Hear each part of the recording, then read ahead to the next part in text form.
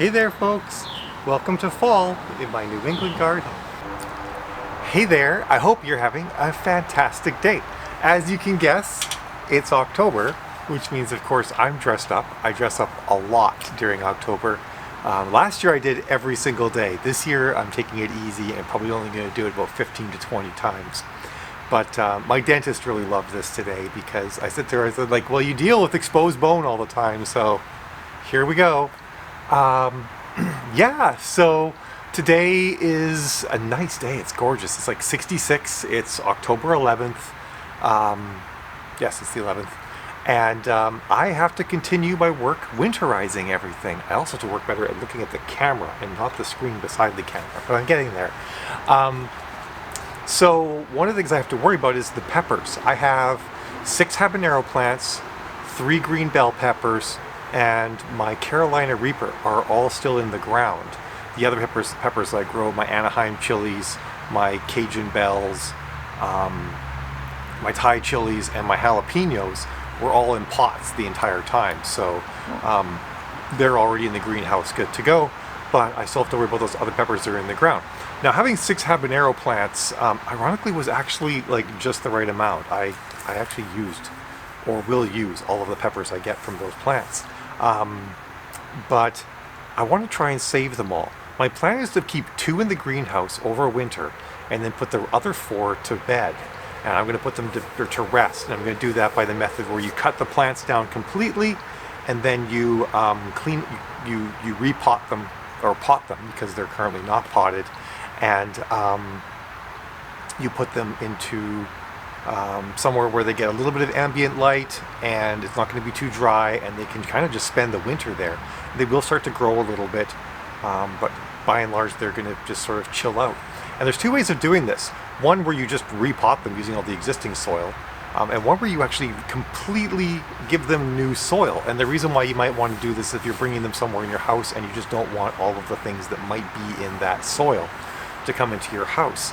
I was a little bit less worried about it when I did the strawberries because they were already potted. They weren't in the ground, so I feel like their exposure to a lot of bugs was lessened than what could be for the ones out in the ground. But you never know, like they're moist, they were sitting in pots outside, so they could have had, you know, tons of stuff in them. Hopefully it's not that much, and I'm going to keep an eye on those strawberry plants. But my plan is to experiment with these habaneros. 2 of them I'm just going to put into pots, cut them down, put them into pots, and put them in the greenhouse over the winter. And 2 of them I'm going to do the complete resoiling where you wash off the roots. It's crazy. Never done it before, but I'm going to give it a shot. Now, apparently, even normally, when you do this with peppers, they don't always survive the winter. But the ones that do, of course, come spring are going to have a much larger root mass and will just take off and start producing peppers a lot sooner. So that's why I'm doing this. I'm probably going to take one of my green bell pepper plants and do the cut down as well. I haven't decided if it's going to come into the sunroom and need to be completely repotted, or if it's going to go into the greenhouse and just need to be put into a pot. So it'll be a good experiment. I'm going to have a good mix of things to do different ways. And the one I probably need to do the most, but I'm holding off on the most, is my Carolina Reaper, because it's starting to turn really yellow. I suspect it does not like the cold weather we've been having. It's been getting down to low 50s at night. But at the same time, if you take a pepper plant and you repot it, well, it's got fruit on it, it could lose all that fruit because it stresses the plant out. And when the plant is stressed out, it tends to shed all of the fruit because that's the thing that takes a lot of energy. So we're about to find out how all of this is going to go. All right, folks, so this is the plant we're going to start with. And to kick things off, I'm going to first pull off all of the fruit. These green ones here may or may not ripen. This one was already starting to. And these orange ones will definitely fully ripen. I've actually picked up off a couple of green habaneros before. Usually just by accident, like I knock them off while I'm pulling another one off. And they've actually all ripened just fine inside the house. So I'm relatively certain that I will get another 9 habaneros off this plant. So I will set those. I'm going going to set them right down there for the moment, and then time to take this plant out. Now I've got some lemon thyme here, and that does root really well, so it is actually rooted in here, so I'm just going to have to move it aside. This bed, by the way, is also full of a lot of that soil that I got from a composting company of all things, and it is just full of rocks. Like some of the stuff in this hand is wood chips, but like these rocks in the compost soil, like what the heck, people. Alright, so these things tend to have fairly wide roots, but of course I have to fit it in this 10-inch pot for the winter, so it of course is not going to get to keep its entire root ball. This is one of the ones where I'm going to keep the soil, though I'm going to cut the plant back. Of course, I'm just going to dig around the whole perimeter to free this thing as much as possible. It's getting nice and loose.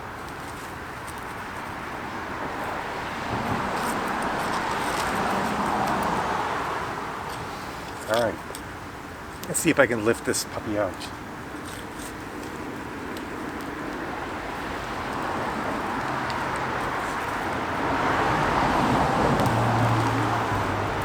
There we have it, one habanero plant. Alright, tuck that into the soil that I have. So this plant is going to get a different treatment. We're going to completely clean off its root ball and have it just be just roots and a stem. It's going to look terrifying. But again, first, let's pick off all this fruit. Final harvest. These two have been, by the way, my hardest working plants all year round. So I'm not sure if this is something I should feel bad about, that they're getting this special form of torture. But they are also the ones that appear to have, you know, whatever, all this rust going on, and I really don't want to bring that in to either my greenhouse or my house and affect the other plants in there. But a couple of those were too small, but I got another 8 habaneros. You know, these ones I'll probably keep as well. They might become something. So I'm just going to set these down.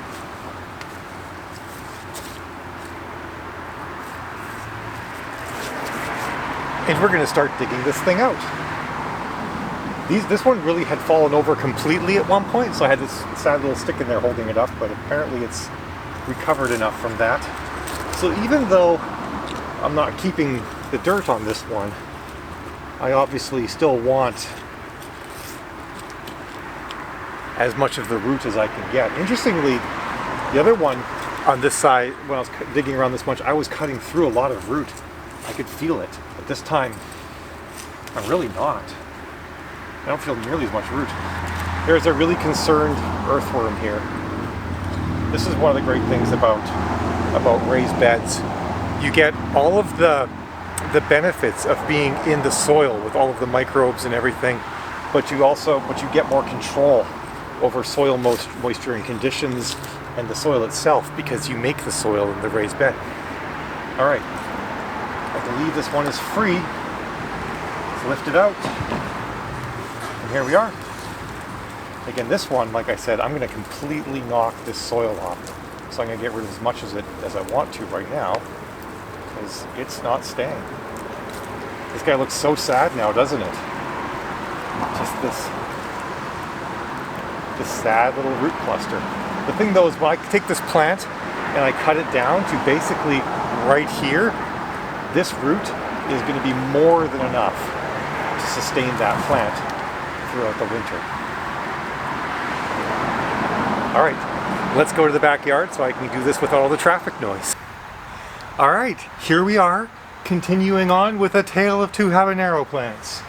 Plant number 1 is the one that is going to keep the majority of its soil. It also has what really feels like a bigger root ball. Some of these roots are actually quite strong. I think something that is worth remembering too is that Pepper plants are perennials. Where they grow, in fact, where they grow, they don't even get winter naturally. Habaneros are native to Mexico, so they die back a bit during the winter, but they really just keep going for like 4 or 5 years. So we're going to cut off a lot of these side branches, like these ones down here. What we're really interested in is keeping this first fork and then branches past that. Now, something that's really important to note is that there are a lot of little nubs on the plant, like these, almost like they're like knuckles. And you can see on each of these knuckles is where like a lot of the stuff grows out, and even like on ones like this, there's fresh leaves growing out of that, and what looks to the beginnings of fresh leaves growing out there. Every one of those knuckles can start growing new leaves and new branches. So what we want to do is we want to preserve a number of knuckles for the plant so that come spring it has places to grow out of. So what I'm going to do is I'm going to bring it down. Trying to decide which angle to do this at. Look, I just found another pepper on that branch. It's kind of painful though, because I'm going to be cutting off so many flowers on the end of one of these things. It's really kind of sad. Bring it down here. Take off all of this. I'm going to keep this here so I don't lose track of what's what. I'm going to cut above this wide. I'm going to do it so there's knuckles under each one. And then here, here, and here. Let's get this out of the shot so it's easier to tell what's left and what we started with. So here it is. This is the plant. Just a sad little stick-looking thing sticking up. Now the next thing, of course, is to get good soil around this. I'm going to get rid of some of the rocks that are in here. One nice thing about living in a place like this is that frost heave picks up the rocks in the ground and pushes them towards the surface every year. Because as the ground freezes and melts and freezes and melts, because we get that a lot here, it doesn't stay, better looking at the camera lens, it doesn't stay especially cold all the time. So there's a lot of what's called frost heave. So that does at least pull the rocks up a bunch. So I've got to get all of this in. And I've got to make sure that it's set well down in here. I'm going to put a little more dirt under it. I've already mixed up some fresh soil. Low on compost again, unfortunately, but it's the best I can do at the moment. I'm rebuilding a lot of my compost. I expanded the garden so much this year that my composting game is weak. I don't feel like going and buying a bunch right now. So we're going to try this with just nice fresh soil and no compost, and we'll see how it goes as well. That'll be part of our experiment. And then maybe if it goes poorly another year, I can try it with compost and we'll see what happens. By the way, next year I plan on tracking these plants. The plants that were inside, the plants that were in the greenhouse, the ones where we kept the soil, the ones where we completely pulled the roots free of soil and everything, and we'll see how well they come back next year. And there should be 2 or 3 of each. So we'll get a good sample size of all of this. And I'll report, we'll follow them throughout the year, and we can check in on the different plants and see how they're doing, how much fruit they produce, the whole schmear will be. Because if we're going to do this, right, we might as well do it for science. So I got it all in here now. Now we're going to water it in. Oops. I want to shower. I want to not mush the dirt around too much. Interestingly, both of these plants had a lot of exposed roots at the top. I kept covering up their roots, and their roots kept coming back out again. They were very insistent that they just wanted to keep rooting up. I think part of it is because of that soil wasn't very good, and I feel like it was actually packed in pretty hard too, despite the fact that I tried to aerate as much as I could. So as a result, I think it was just too hard for them to get down into the soil for moisture, and instead the plants just relied on getting it from up above. I am practically going to make a soup out of this, because I really want to make sure that this thing is wetted all the way down, and that all the soil in here is moist. This bucket has has holes drilled in the bottom, so we should be able to see when we get water coming out the bottom that we have soaked the whole thing really well.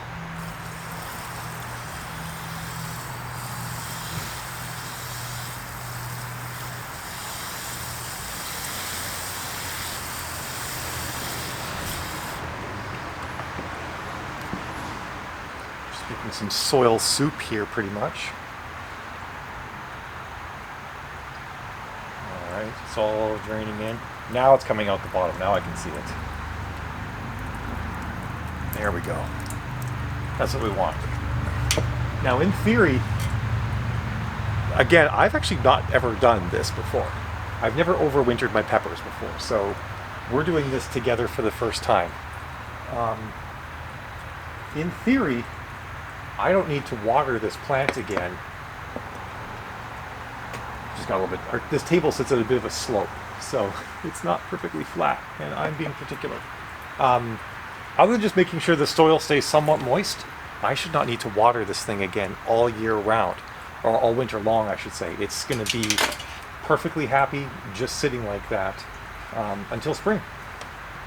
I've been told that it might actually grow some leaves. I've seen some videos where they do grow some leaves.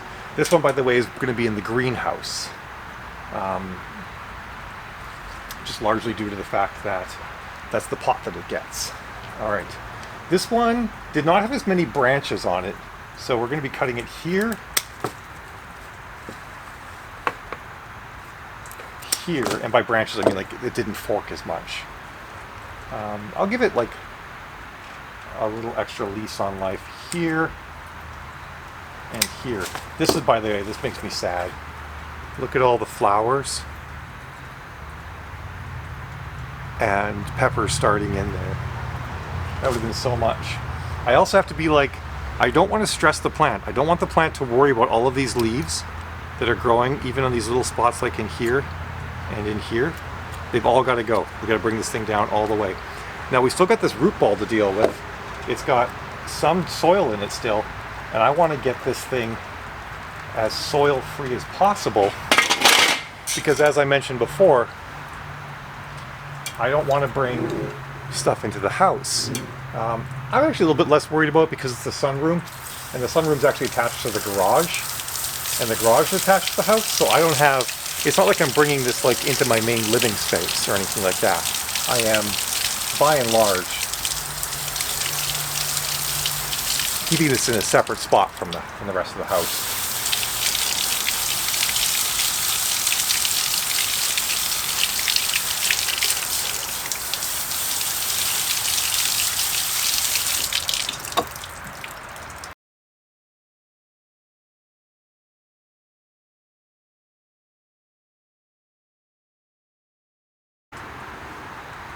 Okay, I'm not going to take any more out. I think this is good. I got the vast majority of the dirt. What's mostly left in here are some pieces of wood from the compost that the roots have actually grown through. And I don't want to like over stress the plant by pulling these out. It does look pretty sad though, doesn't it? Like, look at this. Like, you saw this just like several minutes ago. It was a nice big habanero. And now it's just this sad little stick. All right, because this one's going inside the greenhouse, inside the sunroom, I want to give it a nice pot. So I'll be right back. All right, so what I've done is I have filled up this pot. If you'll recognize, this is one of the strawberry replanting pots. I filled it up about a third of the way with soil. Now what I'm going to do is I want the plant, the pepper plant, to sit like this. Just like the strawberries, I want the soil level to be where the, pardon my slow mind here, where the paint ends. So what I'm going to do first is I'm going to soak this soil that's currently in here a bit, just to get the bottom part moistened up before we kick things off. And I'm going to hold the plant in place so that it is at the depth in the pot that I want it to be. Okay, so here we are with the plant. I'm actually going to try and get this one to stand up a little bit straighter too, because the last one really wasn't. So I'm going to try and hold things so that I'm not in the way of the camera too much. And I'm simply just going to take the soil and I'm going to sprinkle it down past the roots so that the roots further down in the root ball are going to get the soil sort of filtering in throughout them. It's going to be just like this never happened. I mean, the plant's certainly not going to feel that way. It looked a little bit different before we started this, but it'll be okay, little guy. I guess technically this is a girl. Well, it's a hermaphrodite, probably. Most plants grow male and female flowers. Interestingly, segue, butternut squash will grow female flowers if it's well watered, and male flowers if it's starving for water. So I had a problem where one of mine was growing so many female flowers, wasn't growing any male flowers. They weren't getting fertilized, and fertilized, and so they weren't mosquito there. They were just dying after the female flower would flower. Nothing was happening, and it turned out that I had to kind of starve one of my butternut squashes from water for a little bit to get it produce male flowers, and I had to manually, using a Q-tip, move the pollen from flower to flower just to make sure it would be done. So there we go. That was actually pretty easy, wasn't it? And I feel like there's probably a little bit more air in there than I'd like, just by how bouncy that is. I'm going to try and just make a little hole in here and pack some more dirt down underneath without crushing the roots too much. So just get a little more dirt right underneath the plant at the bottom of the root ball. Interestingly, one of the ways you can buy fruit trees is to buy what's called bare root trees. And like this, bare root trees actually come to you with no dirt on the roots, and apparently that's like a healthier way to do it because you don't transplant disease, and you can make sure that the soil the root ball is growing is better. And then also, like a lot of times if you have just a straight root ball, I talked about this with root bound roots in my strawberry video, but if the roots are too tangled up, it takes them a very long time to sort of unwind and grow outwards to anchor the plant better. So in many cases, when you get trees and you have that root ball, you kind of have to take the roots out of it anyway and spread them out on your own. Otherwise, it takes a lot longer for that tree to get anchored and really start doing its thing. All right, we're going to take a little bit and let this water drain down. It's taking its time, but this plant is actually, it wasn't that hard to really set it into all of that soil and get it in there really nicely. So it'll be quite interesting to see which of these two plants is healthier come spring. Just expose some of the roots here, so I'm just going to make sure that they're all covered up really nicely. Of course, there's a little bit of dirt or a little bit of wood in this soil. Well, not wood, some branches and some twigs and stuff.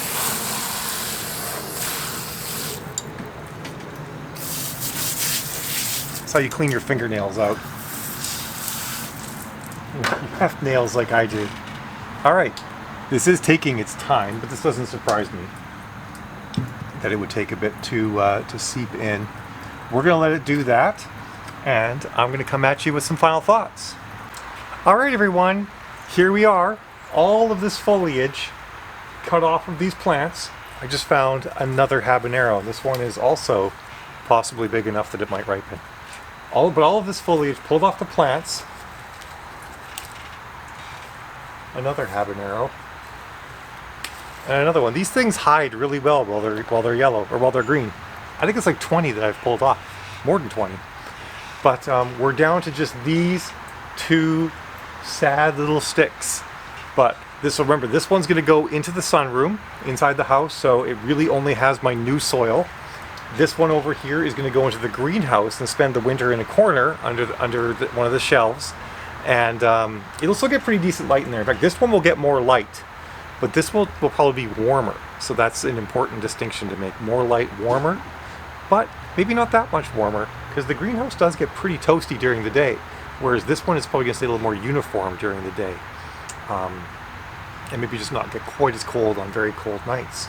But we're going to follow them throughout the winter. Maybe we'll have some check-ins every now and then to see if they're doing. If they start growing leaves, I might do a little video about that. And going to be an adventure. All right, I will probably be doing another one of these videos, or maybe a brief time lapse or something, when I do my other pepper plants, or at the very least sort of do the pepper roundup, showing you, talking about how many peppers I got this year, how my plants did, and also what I ended up doing with all of them. But I kind of feel like, you know, I actually seeded some of these peppers. I bought some of them at the store, and you know, I've invested a lot of time and energy into these peppers over this year, and it seems like a shame to just let them go away at the end of the year, right? So this way, we're going to get to have these peppers, at least some of them, kick off a whole new round next year and bring a lot more pepper action, hopefully a lot earlier and then longer into the season. All right, everyone. Thanks for tuning in. I'll see you next time.